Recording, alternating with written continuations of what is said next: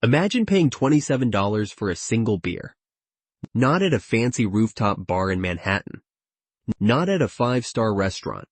At an airport terminal where you're sitting on uncomfortable plastic chairs under fluorescent lighting. Welcome to the bizarre economics of airport pricing, where a bottle of water costs more than a full meal at McDonald's, and a small bag of Chex Mix will set you back $10. Here's what blew my mind when I started digging into this.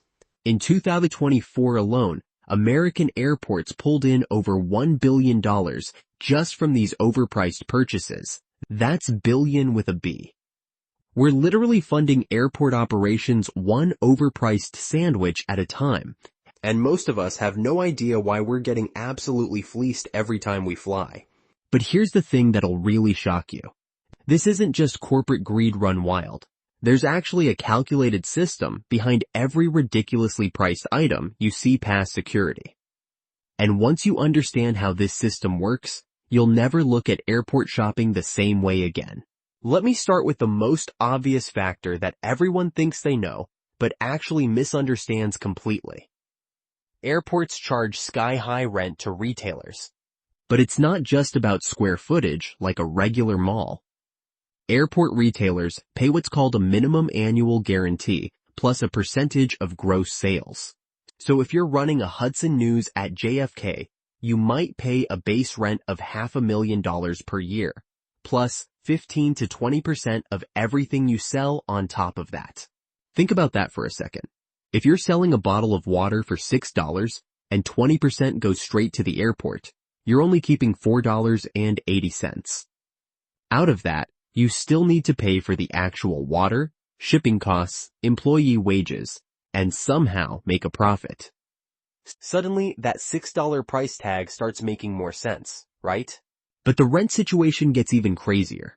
Airport locations are prime real estate, and they come with insane restrictions.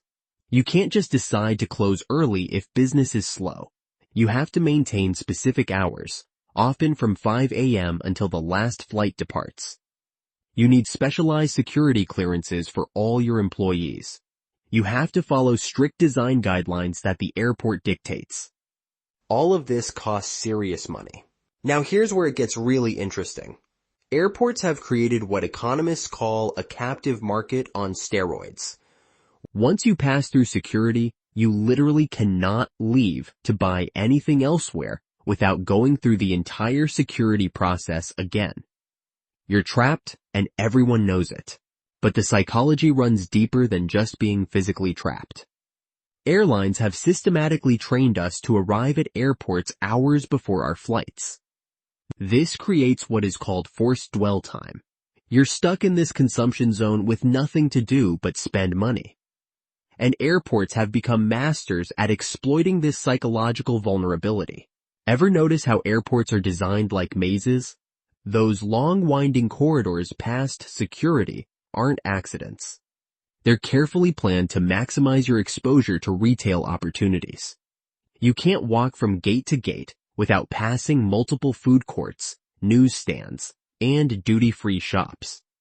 It's Retail Psychology 101, cranked up to 11. The food situation is particularly brutal.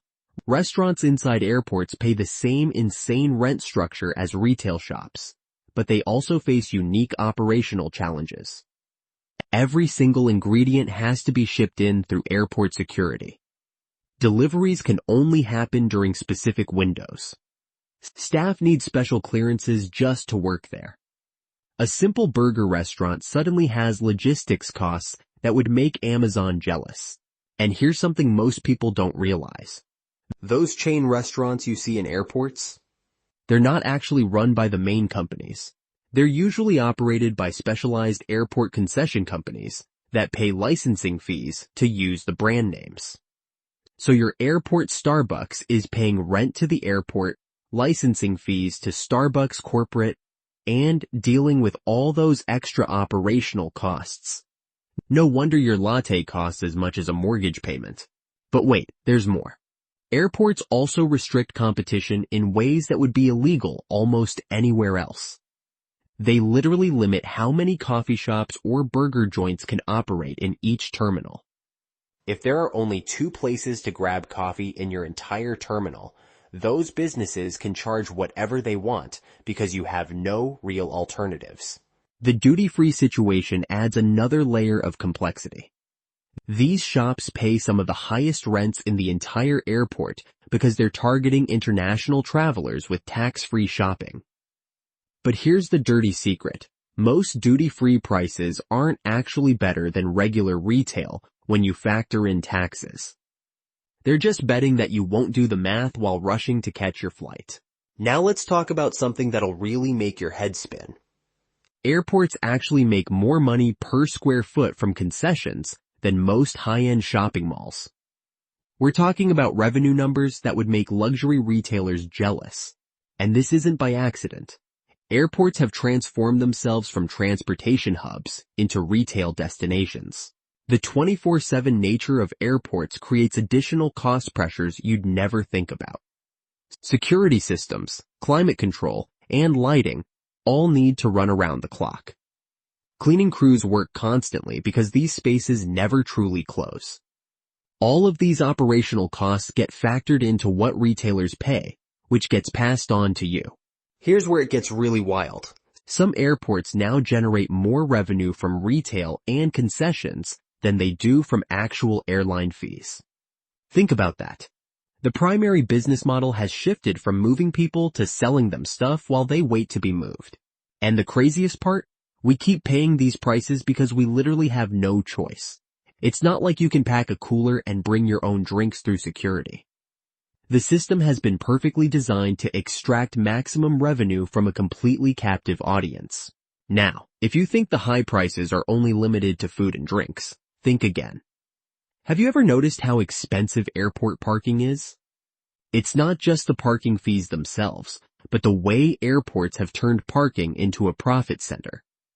Many airports have gone all in on charging ridiculous amounts for short-term parking, long-term lots, and even premium valet services. In fact, parking revenue is so lucrative that it's become a major part of airport funding. And what is completely mind-blowing is that some airports actually make more money from parking than from retail concessions. The reason? People often have no choice but to pay these fees if they're driving to the airport. After all, public transportation options aren't always the most convenient or reliable, especially if you're flying at odd hours. The kicker. Airports intentionally design parking lots in a way that maximizes your time in the lot. Ever notice how they sometimes charge more for closer spots, even though the only difference is a few extra feet of walking? It's not just about convenience, it's about forcing you to pay for proximity, often with little to no justification for the price hike. If you think the high prices are the worst part of the airport experience, think again. There's an entire layer of hidden costs that comes into play when flights are delayed, and airports are often the ones profiting from it. If you've ever been stuck in an airport for hours due to a delayed flight, you've probably found yourself spending money out of sheer boredom. You're now the perfect target for all those overpriced restaurants, duty-free shops, and newsstands. But what's even crazier? Airports actually benefit from delayed flights. Think about it. The longer you're stuck there, the more likely you are to spend money. Plus, since the delay often happens after you've passed security, you're in that captive zone with limited alternatives. While airlines have to compensate passengers for significant delays, the airports are happily watching you shell out for everything from overpriced snacks to luxury watches. A delayed flight doesn't just waste your time, it makes you spend more money. So the next time you're standing in an airport paying $27 for a beer, remember this. You're not just buying a drink. You're funding an entire economic ecosystem built on the fact that you cannot escape. And honestly, that might be the most expensive beer in the history of human civilization.